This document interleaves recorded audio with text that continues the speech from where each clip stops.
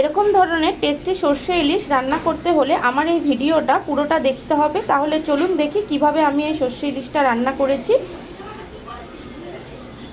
নমস্কার, আমি মুক্তি। আমার এই রান্নায় আপনাদেরকে স্বাগত। আজকে আমি রান্না করতে চলেছি ইলিশ মাছ। ইলিশ মাছটা করব ডাস্ট সর্ষের গুঁড়ো দিয়ে। আমি সবসময় বলি আপনাদেরকে, যারা আমার ভিডিও প্রত্যেক দিন দেখেন আপনারা প্রত্যেকেই জানেন আমি খুব কম সময়ে রান্না করি, তাই জন্য আমি বাটার ঝামেলায় রাখি না। এখন সব কিছুই গুঁড়ো পাওয়া যায়, তাই জন্য আমি একটুখানি গুঁড়ো সর্ষে নিয়ে নিয়েছি। এটা দিয়েই আজকে রান্না করব সর্ষে ইলিশ। তাহলে চলুন দেখি কি করে রান্না করি। আমি একটু টমেটো আর কাঁচা লঙ্কা চিড়ে নিয়েছি। সামান্য উপকরণ দিয়েই আজকে রান্না করব আমি সর্ষে ইলিশ। আমি কড়াইটা বসিয়ে গ্যাসটা অন করে দিয়েছি। কড়াইটা গরম হোক। ইলিশ মাছটা আমি একদম সামান্য ভেজে নেব, বেশি ভাজবো না। তার জন্য আমি এখানে পরিমাণ মতন তেল দিয়ে দিচ্ছি ইলিশ মাছটা ভাজবো বলে। মাছটা ভাজার জন্য আমি তেল দিয়ে দিয়েছি আর তেলটা গরমও হয়ে গেছে। আমি তেলের মধ্যেই হলুদ আর একটু নুন দিয়ে দেব। আমি মাছটায় আলাদা করে আর নুন হলুদ মাখাবো না, একটু নুনও দিয়ে দিচ্ছি। তেলটা গরম হয়ে গেছে, এবার আমি একে একে মাছগুলোকে ছেড়ে দিই। আমি একে একে মাছগুলোকে ছেড়ে দিয়েছি।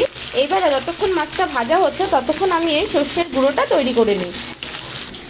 সর্ষের পেস্টটা বানানোর জন্য সর্ষেটা আমি বাটিতে ঢেলে একদম সামান্য পরিমাণ জল দিয়ে দিয়েছি। এবার আমি এর মধ্যে একটুখানি নুন দিয়ে দেব আর দেব একটু হলুদ।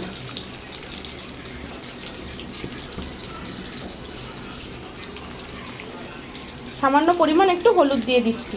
এবার এই পেস্টটাকে একটু ভালোভাবে মিশিয়ে এটা একটু ভেজানো থাকবে।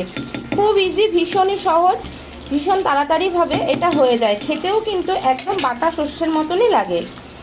মাছগুলো ভেজে আমি তুলে নিয়েছি। এবার ওই মাছ ভাজা তেলের মধ্যে আমি একটু কালো জিরে ফোড়নে দিয়ে দেব। আর এখানে যেই একটুখানি টমেটো কেটে রেখেছিলাম সেটাও আমি তেলের মধ্যে দিয়ে দেব।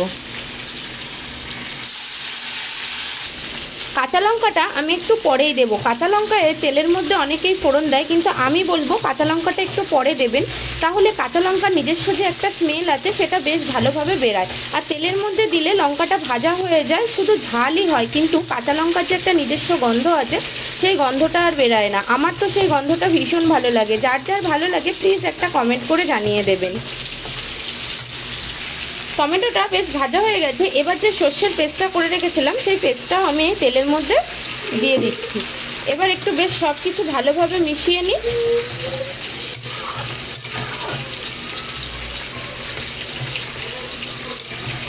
এইবার যে মাছগুলোকে আমি কেটে ভেজে রেখেছি আগে থেকে, সেই মাছগুলো একে একে আমি সর্ষের মধ্যে দিয়ে দেব।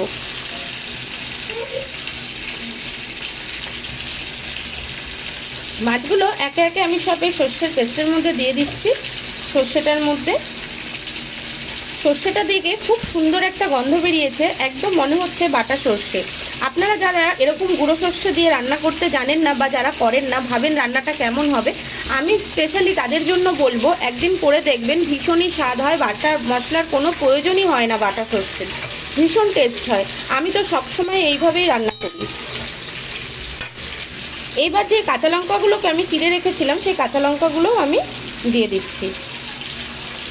তরকারিটা দেখুন কি সুন্দরভাবে মাছগুলো ভালোভাবে ভেপে গেছে, আর কি সুন্দর সর্ষেটাও হয়েছে। পুরো মনে হচ্ছে না বাটা সর্ষে দিয়ে রান্না করেছি।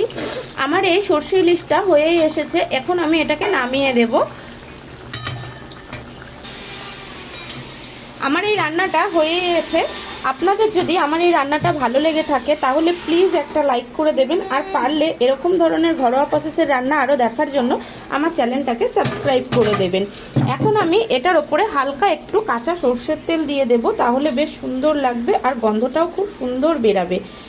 এরকম ধরনের রান্না আরও দেখার জন্য প্লিজ আমার চ্যানেলটাকে সাবস্ক্রাইব করে দেবেন। নমস্কার, কালকে আবার দেখা হবে অন্য একটা নতুন কোনো ভিডিও নিয়ে।